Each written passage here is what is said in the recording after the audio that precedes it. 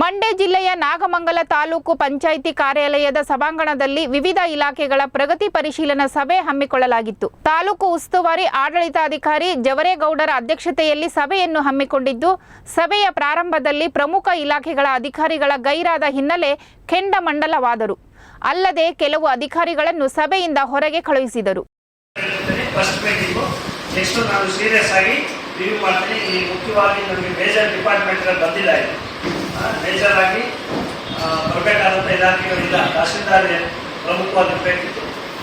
ಸರ್ಕಾರ ನೂತನವಾಗಿ ಘೋಷಣೆ ಮಾಡಿರ್ತಕ್ಕಂಥ 5 ಗ್ಯಾರಂಟಿ ಯೋಜನೆಗಳನ್ನು ಸಮರ್ಪಕವಾಗಿ ಅನುಷ್ಠಾನ ಮಾಡಿರೋದ್ರ ಬಗ್ಗೆ ಪರಿಶೀಲನೆ ಮಾಡಬೇಕು ಅಂತಿದೆ. ಅದರಲ್ಲಿ ಗೃಹಲಕ್ಷ್ಮಿ ಇದ್ದಾರೆ, ಗೃಹಲಕ್ಷ್ಮಿ ಸಿಡಿಪು ಇದ್ದಾರೆ, ಗೃಹ ಜ್ಯೋತಿ ಸೆಸ್ಕಾಂ ಅವರಿದ್ದೀವಿ, ಗೃಹ ಜ್ಯೋತಿ, ಅನ್ನಭಾಗ್ಯ ನಮ್ಮ ಫುಡ್ ಅವರು ಬರಬೇಕಿತ್ತು, ಮತ್ತೆ ತಹಶೀಲ್ದಾರ್ ಇರಬೇಕಿತ್ತು. ಅನ್ನಭಾಗ್ಯ ಮತ್ತೆ ಶಕ್ತಿ ಯೋಜನೆ ಅದು ಅನುಷ್ಠಾನ ಆಗುತ್ತೆ. KSRTC ಅವರಿದ್ದೀರಿ.